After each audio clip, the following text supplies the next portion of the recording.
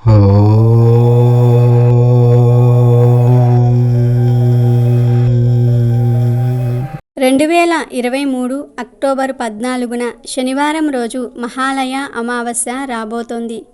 ఈరోజే సూర్యగ్రహణం కూడా ఏర్పడబోతోంది. ఇలా 76 సంవత్సరాల క్రితం జరిగిందని, మళ్ళీ ఇప్పుడు జరుగుతుందని పండితులు చెప్తూ ఉన్నారు. శనివారం రోజు అమావాస్య తిథి కలిసి వస్తే దానిని శని అమావాస్య అంటారు. అమావాస్య శనివారం రావటం చాలా విశేషం. దీనినే శని అమావాస్య అని పిలుస్తారు. ఇది శనిదేవుడికి ఇష్టమైన రోజు. నవగ్రహాలలో శనికి ఎంతో ప్రాముఖ్యత ఉంది. వాస్తవానికి శనిదేవుడు చాలా మంచివాడు.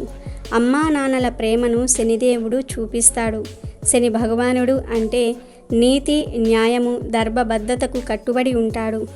గోచార రీత్యా శనిదేవుని అశుభ దృష్టి ఉన్నవారు భక్తితో కొలిచి ధర్మబద్ధంగా జీవించే వారిని ఎలాంటి కీడు చేయకుండా కాపాడుతాడు. శనివారం అమావాస్య తిథి నాడు శనిదేవుడు జన్మించాడని నమ్ముతూ ఉంటారు. అందువల్ల శనివారం నాడు యాదృచ్ఛికంగా అమావాస్య తిథి వచ్చినట్లయితే ఆ రోజు శనిదేవుణ్ణి ఆరాధించటం మంచిదని శాస్త్రాలలో పేర్కొన్నారు. శనికి సంబంధించిన అనేక బాధలు, సమస్యలను ఈ సమయంలో దూరం చేసేందుకు పరిహారాలు చేస్తారు. శని అమావాస్య కేవలం ఏడాదికి 2 సార్లు మాత్రమే వస్తుంది. కొన్నిసార్లైతే శని అమావాస్య యోగం ఏడాదికి ఒక్కసారి కూడా రాకపోవచ్చు.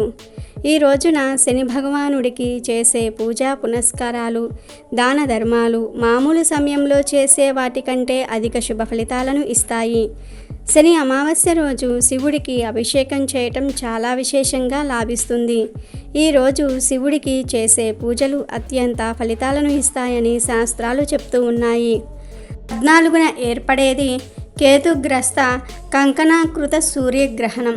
ఎందుకంటే ఈరోజు సూర్యుడు రింగులాగా కనిపిస్తాడు. అందుకే దీనికి కంకణాకార సూర్యగ్రహణం అని పేరు. భారత కాలమానం ప్రకారం అక్టోబర్ 14వ తేదీన రాత్రి 8:34 ఈ గ్రహణం ప్రారంభమవుతుంది. అక్టోబర్ 15వ తేదీ ఉదయం 2:25 వరకు ఈ గ్రహణం ఉంటుంది. సూర్యగ్రహణం రాత్రి సమయంలో ఏర్పడుతుంది. కానీ రాత్రి సమయంలో మనకు సూర్యుడు కనిపిస్తాడా? కనిపించడు. కనుక ఈ సూర్యగ్రహణం మనకు కనిపించదు. భారతదేశంలో ఈ గ్రహణం ఎక్కడా ఎవరికీ కనిపించదు. ఇక మన భారతదేశంలో ఈ గ్రహణం కనిపించదు. కనుక గ్రహణ నియమాలు పాటించవలసిన అవసరం లేదు. కానీ డౌట్ ఉన్నవారు గ్రహణ నియమాలు పాటించినా తప్పులేదు. అయితే సూర్యగ్రహణంతో కలిసి వస్తున్న అమావాస్య రోజు గోవుకు ఈ ఒక్కటి తినిపిస్తే చాలు, కూటికి లేనివాడు కూడా కోటీశ్వరుడిగా మారిపోతాడని పండితులు చెప్తూ ఉన్నారు. మరి సూర్యగ్రహణం రోజు గోవుకు ఏమి తినిపించాలి అనే విషయాన్ని ఇప్పుడు మనం ఈ వీడియోలో వివరంగా తెలుసుకుందాం. సర్వదేవత ఆవాసం గోవు. గోవును తల్లిగా భావించి తల్లి చేసే మేలును మనకు కలిగిస్తుంది గనుక గోమాతగా తలుస్తాము. ప్రపంచంలో ఉన్న జీవులలో ఆక్సిజన్ పీల్చి ఆక్సిజన్ వదిలే ఏకైక జీవి గోవు.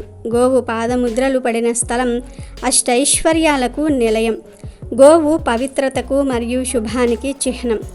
గోవు యొక్క పాలు, మూత్రము మరియు పేడ ఎంతో పవిత్రమైనవి. ఆవును దర్శించి రోజులోని పనులు ప్రారంభించటం ఎంతో శుభశకునంగా భావించబడింది. ప్రాచీన పవిత్ర భారతీయ సంస్కృతి సంపదలకు ప్రతీక గోమాత. భారతీయులకు అనాది నుంచి ఆరాధ్య దేవత.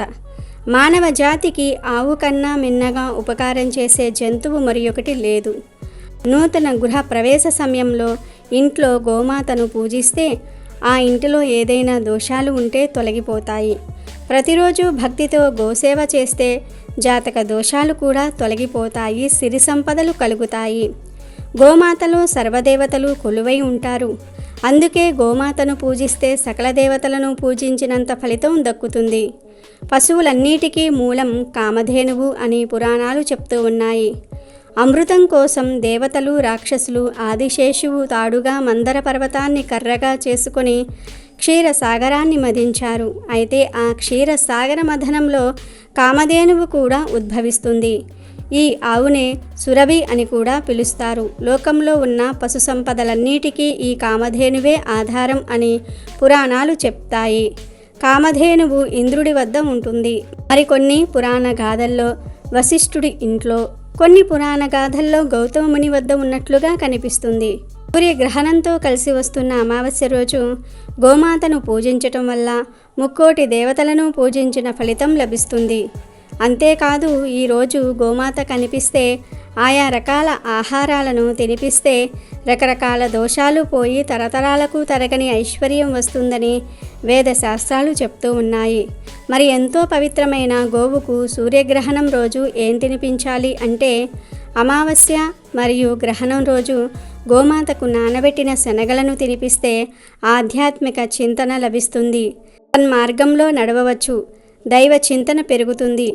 మీకు ఎవరైనా శత్రువులు ఉంటే ఈరోజు గోమాతలకు దోసకాయలను పెట్టాల్సి ఉంటుంది. దీంతో శత్రు నివారణ జరుగుతుంది. మహాలయ అమావాస్య రోజు గోమాతలకు బెండకాయలను తినిపిస్తే మనోధైర్యం పెరుగుతుంది. ఏ పని చేయడానికైనా సరే కావలసినంత ధైర్యం కూడా వస్తుంది. బాగా అప్పులు ఉన్నవారు మహాలయ అమావాస్య రోజు నానబెట్టిన కందులను గోమాతకు తినిపించాలి. దీంతో రుణ విముక్తి చెందుతారు. ఈరోజు కుటుంబంలో కలహాలు ఉన్నవారు, అస్తమానము కుటుంబంలో సభ్యులతో గొడవలు పడుతూ ఉండేవారు గోమాతలకు నానబెట్టిన పచ్చి శనగలను తినిపిస్తే ఫలితం ఉంటుంది. పిల్లలు విద్యారంగంలో ఎదగాలంటే వారి తల్లిదండ్రులు ఈరోజు గోమాతలకు నానబెట్టిన పొట్టు పెసరపప్పును తినిపించాల్సి ఉంటుంది. మహాలయ అమావాస్య రోజు గోమాతకు నానబెట్టిన ఛాయ పెసరపప్పు పెడితే ఇంద్రియ నిగ్రహం కలుగుతుంది. ఉద్యోగం రాకుండా ఉన్నవారు, దానికోసం విశ్వ ప్రయత్నం చేస్తున్నవారు మహాలయ అమావాస్య రోజు గోమాతకు గోధుమ పిండి బెల్లము కలిపి పెట్టాలి. ధనం బాగా సంపాదించాలనుకునేవారు గోమాతకు మినపపిండి బెల్లము కలిపి పెట్టాలి. మానసిక ప్రశాంతత కావాలనుకునేవారు మహాలయ అమావాస్య రోజు ఒక్కసారైనా సరే గోమాతకు దొండకాయలు పెట్టాలి. గోమాతకు అరటి పండ్లు తినిపిస్తే ఉన్నత పదవి పొందుతారు.